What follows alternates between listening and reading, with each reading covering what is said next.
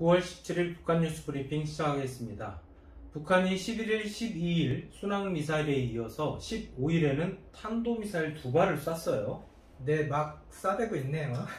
15일 오후에 발사했다 이렇게 추정이 되고 있는데 평안남도 양덕 여기에서 한 2발 정도를 쐈습니다. 네. 800km 날아갔다고 하고요. 네. 기종이 뭔가 봤더니 북한이 지난 3월에 발사했던 같은 기종 KN-23 이렇게 시리얼이 붙는 건데 네. 러시아 탄도미사일이죠. 이스칸데르 이 모델이 이제 카피해서 북한이 자체적으로 만든 그런 모델인 걸로 추정이 되고 있습니다. 발사 시점이 15일인데요. 네. 시점이 좀 묘합니다. 네, 그러니까. 중국의 그 왕이 외교부장이 14일에 입국을 했죠. 그래서 15일 오전에 정의용 외교장관과 회담을 이제 하게 했어요. 네네. 그리고 또 청와대 방문해서 문재인 대통령도 만났는데 이 15일이 또 우리 군이 이제 잠수함 탄도미사일 발사 시험을 해서 또 성공하기도 했습니다. 그러니까 8월 13일에 그 해군의 신형 잠수함, 이름도 멋진 도산 안창호함, 이 잠수함이 이제 새로 이제 운행을 시작을 했어요. 그래서 이제 15일에 이 도산 안창호 함에서 탄도미사일 발사 실험을 했는데요.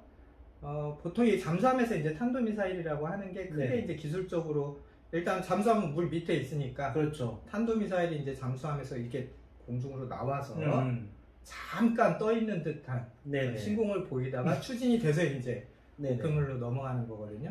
굉장히 이제 고난도 기술인데 세계에서 한 7번째 정도로 저희 군이 이런 기술을 이제 확보했다고 합니다. 이런 시점과 맞물리면서 시기상으로는 참 그 묘한 때에 북한이 이번에 또 탄도미사일 실험을 했네요. 네, 북한의 이 철도 기동 미사일 연대 훈련이었다고 밝혔는데 이 철도를 이용한 탄도미사일 발사가 어떤 장단점이 있는지 좀 궁금하거든요.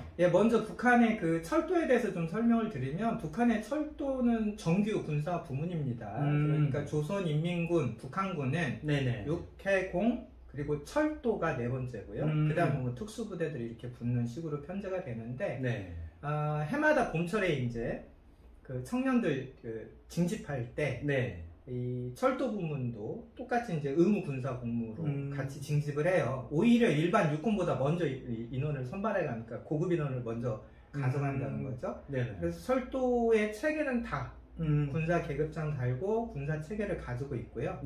사법적으로는 따로 군사 법원을 가질 정도로 독립된 그런 지위를 갖고 있습니다. 물론 이제 철로 보수하고 역사 보수하는 이런 분들은 그냥 노동자죠. 철도 부문의 이제 노동자고 기관차대, 이 기관사들을 중심으로 해서는 정규군이다 이렇게 보시면 됩니다. 어쨌든 북한이 이 열차에서 탄도미사일을 뿅 쏜 것은 이번이 처음 공개한 거예요. 처음 공개. 그전에도 성공을 했는데 공개는 안 했을까? 이런 생각은 들지 않지만 어쨌든 북한 매체들이 공식적으로 보도한 사진을 보니까 이 터널을 막 들어가기 전에 열차를 이제 멈춰놓고 이 뒤에서 열차가 이제 천정이 이렇게 개방되면서 미사일이 쭉 해서 뿅 올라가는. 그래서 탄도미사일을 발사했던 기관차 뒤에 약 4칸의 이제 열차 모형이 있었고요. 처음에는 가로로 눕혔다가 이제 지붕을 개방해서 세운 다음에 여기서 이제 쏜 걸로 그렇게 사진상으로 나오고 있습니다. 한 번 더 설명을 드리자면 탄도미사일이라는 건 기본적으로 이제 자유낙하 위로 쏘면은 물리적으로 떨어지게 돼 있잖아요. 그렇죠. 곡선을 들여서 이 길이 이제 탄이 가는 길이라는 뜻인데 예를 들면 이제 며칠 전에 쐈던 순항미사일은 자기가 움직이면서 이제 그 센서로 지형 지물을 파악해서 여기가 내가 떨어져야 되는 건가 이걸 이제 스스로 찾아가면서 입력해놓은 값대로 찾아가면서 거기서 이제 터지는 거고 그 와중에 이제 이렇게 팔자 기동도 하고 회피를 한다는 거죠. 그래서 보통 보면 이제 아주 거칠고 무식하게 요약을 해드리면 한 도시를 타격한다.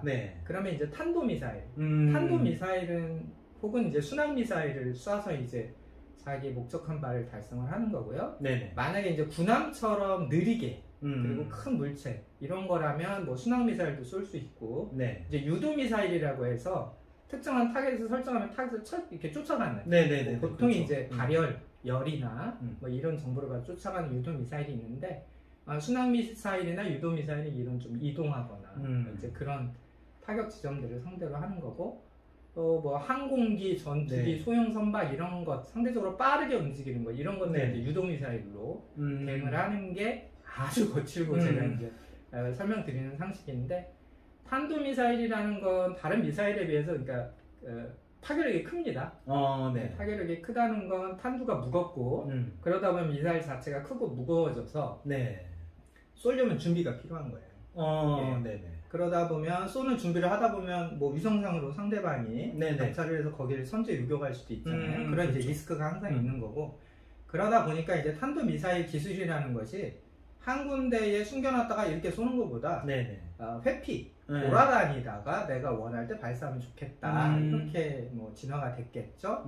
그래서 초기 기술에서는 발사대를 세워놓고 이제 쏘는 이런 기술을 확보를 하게 되면 이제 어디엔가 이제 싣고 다닐 궁리를 하게 됩니다. 그래서 이제 자동차에도 실을 수 있고, 이번처럼 기차에도 실을 수 있고, 뭐 함정에도 싣고 있고, 이게 뭐 현대에 다 상용화되어 있는 보편적인 군사 기술이죠. 가장 강력한 건 이제 잠수함이죠. 잠수함은 이제 물로 들어가 버리니까, 숨어서 못 찾죠. 어디서 쏘는지를 알 수가 없으니까 가장 이제 상대방에게 위험이 되는 그런 대상이고요. 그래서 북한도 탄도미사일을 사실은 개발을 해서 일단 차에도 이제 싣고 다녔습니다. 그렇죠. 그게 이제 북한 열병식에도 여러 번 공개가 됐고요. 그런데 이제 사실 자동차에 싣고 다니는 게 몇 가지 애로가 있어요. 예를 들면 탄도미사일은 무겁고 크기 때문에 이번에 발사했던 북한의 탄도미사일이 뭐 길이가 최대 5.4m다 우리 군이 이렇게 추정을 하고 있는데요. 이걸 차에 싣고 다닌다고 상상을 해보세요. 그러니까 뭐 그렇죠. 전차 몰아보셨잖아요. 그렇죠. 그러니까 하도 길고 크니까 여기 이제 이 미사일만 싣고 다니는 게 아니라 발사대가 들어가야 되고, 앞에 이제 견인하는 엔진 조종, 그럼 이게 길어진단 말이에요. 예를 들면 우리가 이제 도로에서 흔히 볼 수 있는 수출용 컨테이너 제일 긴 게 12m입니다. 그래서 앞에 이제 그 운전석까지 합치면 뭐 14, 15까지 이렇게 추측이 되는 건데, 이게 5m짜리 탄도 미사일이라 하더라도 발사대가 있어야 되잖아요. 그렇죠. 뭐 사람이 들어서 뿅 쏘는 건 아니니까. 근데 그런 설비라면 이게 길어지고 무거워진단 말이에요. 그러면 이게 북한의 도로에서 그 상황에 편리하게 운영할 수 있느냐. 기동성이 아무래도 떨어지는 거죠. 그래서 북한은 도로 개발이 부진한 반면 상대적으로 철로는 전국 어디 각지에 다 깔아놨기 때문에 더 많은 지역으로 이제 그 기차를 싣고 탄도미사일을 싣고 다니면 이동하기가 좋고 회피가 좋다는 거죠. 또 일반 열차처럼 이렇게 위장에서 갖고 다니면 위성으로 보면 저게 지금 탄도미사일을 실은 건지 아니면 일반 열차인지 또 구분도 어렵고, 그래서 북한이 이번에는 이제 터널 앞에서 기차를 세워놓고 지붕을 개폐해서 쏘는 이 연습을 훈련을, 이 실험을 성공을 한 겁니다. 예를 들면 이것도 응용도 가능해요. 이게 산 지역에 이렇게 긴 터널을 파서 여기다 이제 레일을 깐 다음에 탄도미사일을 발사대를 놓고 쏘고 싶을 때 밖으로 나와서 쏜 다음에 다시 숨으면 되니까 이런 거 이제 공중 정찰로 평소에 좀 탐지가 어렵다, 이런 이점이 북한 측에는 있겠죠. 뭐 북한의 대남 장사정포도 대부분 다 이렇게 레일을 깔아서 이제 나와서 쏘고 다시 들어가죠. 요격을 회피하려고. 이런 기술적 의미가 있다 생각을 하시면 되겠습니다. 이 미사일 1인자였던 리병철이 실각한 후에 박정천이라고 하는 사람이 완전히 이제 대체를 한 것 같은데, 이 박정천 당 비서, 이 사람은 도대체 어떤 인물인지 궁금하거든요. 이번에 북한 뭐 노동신문 보도 이런 것들을 종합해 보면 이번 발사에서는 김정은은 참석을 안 한 것으로 보도가 되고 있습니다. 아무래도 뭐 유엔 제재나 이런 게 좀 꺼림직했던 모양이죠. 그래서 이번 발사 시험은 박정천 당 중앙위원회 비서가 이 발사 실험을 지도했다. 이렇게 북한 매체에 공식 보도가 됐고요. 원래 북한의 뭐 로켓맨, 미사일 관련한 뭐 총괄 책임자는 리병철 당 중앙군사위 부위원장을 했던 이 사람으로 널리 알려져 왔는데, 이 사람이 저희도 전해드렸죠. 지난 6월 당중앙위원 회의 때 코로나19 방역을 군에서 똑바로 안 했다 이렇게 해서 실각을 했어요. 그래서 이제 바로 밑에 있는 박정천이 올라와서 박정철은 이제 사실 6월 달에 리병철이 실각할 때도 같이 이제 계급 하나가 깎이는, 그러니까 군 원수에서 차수로 깎이는 그런 뭐 강등되는 일이 있었는데, 이번 달부터 북한 매체들의 보도를 보니까 노동당 중앙위 상무위원으로 승격을 해서 이제 리병철의 자리를 대신하고 있는 것으로 확인이 됐습니다. 네네. 당 중앙위원회 상무위원회라는 건 김정은을 이제 정점으로 해서 네네. 당 조직비서, 최고인민회 상임위원장, 네. 그 다음에 내각 총리 그리고 군 이렇게 4개 북한의 권력기구 4개 당, 군, 정, 의회 이런 책임자들을 이제 모이는 뭐 권력의 핵심 자리라고 보이는데요. 여기에 이제 박정천이 이제 올라왔기 때문에 실질적으로 군 책임자 아니냐 이렇게 저희가 이해를 하면 될 것 같습니다. 네, 이 연이은 군사행동으로 사실 국제사회의 모든 관심이 지금 북한의 이목이 쏠려 있는데 김정은 입장에서 이런 효과를 좀 노리고 미사일을 발사한 걸까요? 예, 국제사회에 뭐 관심 주목 받는 것도 뭐 하나의 분명한 목적이었다고 보고요. 오히려 그거보다 더 본질적인 거는 네. 우리가 계속 이런 국방력 강화를 열심히 하고 있다, 잘 하고 있다는 것을 북한 간부들과 주민들에게 과시하는 측면이 더 많다고 보이는데요. 네네. 노동당도 그렇고 북한이라는 이제 그 국가 체계도 네. 기본 전략은 핵무력을 강화하고 경제를 발전시키겠다. 이 2가지입니다. 네네. 그래서 이런 미사일 실험이라는 게 사실 기존에 핵 실험을 한 것, 또 대륙간 탄도미사일 발사 실험을 했던 것의 하부 개념의 디테일한 기술을 계속 업데이트하는 거거든요. 네. 그래서 간접적으로는 우리가 지금 이런 기술도 있고 네네. 돈도 있다, 잘하고 있다 이런 걸 북한 내부에 이제 과시하는 것이 먼저 효과라고 보고요. 네. 말씀하신 것처럼 이제 주변국들이나 국제사회가 김정은 쌩쌩하네 이렇게 읽어주는 걸 또 바랄 수도 있겠죠. 네. 사실은 그 북한이 네. 돈도 없이 인민들은 굶는데 무슨 저런 미사일 지주냐 이렇게 보시는 분들도 많은데 네. 실제 북한의 정치공학적인 측면을 놓고 보면 이런 미사일 발사 성공이 계속 누적될수록 네네. 김정은의 어떤 우상화가 강화되는 겁니다. 우리 같은 정상적인 민주주의 국가에서야 네네. 예를 들면 문재인 대통령 경우는 아파트 값도 작고 실업률도 줄여야 지지율이 올라가는 거잖아요. 그렇죠. 북한은 그렇지 않단 말이에요. 김정은의 권력을 강화하는데 권위를 유지하는데 첫 번째가 국방의 강화입니다. 기술의 업데이트인 거죠. 네네. 그래서 계속 이제 이렇게 미사일 쏘는 행동을 한다고 봐야 되고요. 네. 북한의 미사일 올해 벌써 5번째예요. 네네. 예, 은근슬쩍 꽤 많이 했습니다. 네. 저희가 코로나나 걱정해주고 인민들 굶지 않나 이런 거 궁리하는 동안 김정은은 차근차근 자기 할 일을 하고 있다는 거예요. 지난 1월에는 서해상으로 순항미사일, 크루즈미사일 2발 발사했죠. 3월에도 또 순항미사일 발사했고 또 3월에는 그 동해상으로 신형 전술 유도탄 2발을 발사했습니다. 네네. 또 며칠 전에 순항미사일 발사했고요. 그렇죠. 이번에 탄도미사일. 그러니까 이걸 보면 순항미사일도 개발하고 또 전술 유도탄, 유도미사일도 개발하고 또 탄도미사일, 전통적인 기술 네네. 탄도미사일도 개발하고 할 걸 다 하고 있다. 저희가 이렇게 좀 이해를 해줘야 될 것 같고요. 네. 이런 식으로 미사일 기술이 이제 다변화, 다종화 되게 되면 이제 소형 핵탄두를 만들어서 네. 좀 컨셉에 맞게 장착하는 것은 시간 문제 아니냐. 그렇죠. 결국은 이제 이런 탄도미사일에 핵까지 탑재해서 잠수함에 넣고 다니는 거 이런 것도 이제는 멀지 않았다. 이렇게 저희가 좀 안보 상황을 이해를 좀 해야 될 것 같습니다. 거듭 말씀드리지만 이런 미사일 발사 실험이 네. 미국이나 한국에게 야 쌀 좀 줘, 돈 좀 줘 이런 협박용이 아니라는 거예요. 김정은이 자기가 가고 싶은 길을 차근차근 가고 있는 것이다. 좀 우리 정부 당국도 이런 이해를 좀 빨리 하셨으면 좋겠습니다.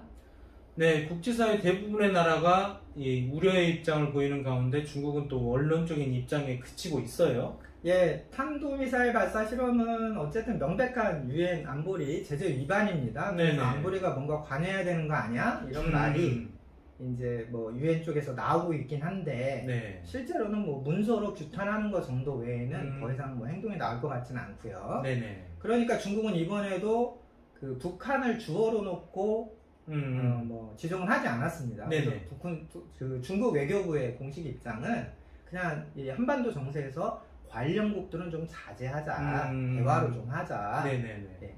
이런 식으로 좀 어물쩍 넘어가고 있는데 사실상 북한의 행동을 암묵적으로 지지하고 있는 그런 걸로 저희가 봐야 될 것 같습니다. 네, 이제 좀 하나 좀 궁금했던 내용 중에 하나인데 북한이 이런 군사 행동을 할 때마다 사실 이걸 중국에 먼저 알렸을까 알리지 않았을까 이게 좀 궁금했거든요. 예, 뭐 저도 모릅니다. 근거 없는 뇌피셜이라고 들어주시면 될 것 같고요. 네. 제 생각에는 당연히 이 정도 수준은 중국에게 사전 통지가 됐을 것이다. 저는 그렇게 보고 있는데요. 그 배경이 이렇습니다. 그러니까 과거에 김정은이 후계자 시절, 또 그러니까 2000년대죠. 2010년대가 되기 전에는 특히 이제 김정일이 김정은에게 권력을 넘겨주려고 했을 때, 그때 중국의 지도부는 이제 후진타오 지도부였단 말이에요. 10년 전이죠. 그때는 중국 공산당 지도부가 북한이라는 나라에 대해서도 그렇고 노동당에서도 그렇고 특히 김정은 3대 세습에 대해서 굉장히 물음표가 많았어요. 그러니까 자신들의 외교 안보적 북한에 대한 당론을 확실히 정하지 않았던, 그러니까 마음에 안 들었던 거죠. 이럴 때는 김정일은 중국에게 뭐 익스큐즈 받지 않고 자기 멋대로 대표적인 게 이제 선언함 공격 정도를 저희가 생각해 볼 수 있는데요. 그러니까 중국을 향해서 중국 너네가 나 지지 안 해주면 땡판 칠 수도 있어. 이런 식이죠. 그래서 당시에는 이제 중국 공산당이 후진타오 체제가 김정은 3대 세습에 대해서 확실한 지지 의사를 보여준 적도 없고, 김정일이 이제 쩔뚝쩔뚝 기차 타고 중국 갔을 때 뭐 여러 번 그냥 후진타오 못 만나고 그냥 삼성 돌다가 온 때도 있고 막 그랬잖아요. 그렇죠. 그런데 지금은 중국 공산당이 시진핑 체제가 북한과 김정은에 대해서 확실히 지지를 하고 있기 때문에 또 북한의 핵무장 용인하면서 또 유엔 제재를 뭐 무력화하는데 앞장서고 있잖아요.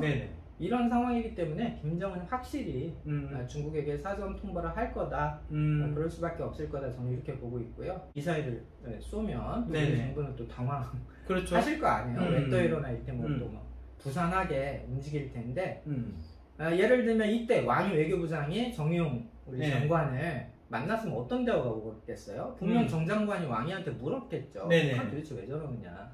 그럼 왕이가 뭐라고 했을까요? 뭐 너희가 좀 성의를 보여라. 바이든 좀 어떻게 해봐라. 뭐 이런 식으로 판이 돌아가는 것을 김정은이 충분히 이해를 하고 있었기 때문에 발사 시점도 그렇고 결정을 하는 것도 중국에게 사전 통보를 했을 것이다. 저는 개인적으로 그렇게 추측하고 있습니다.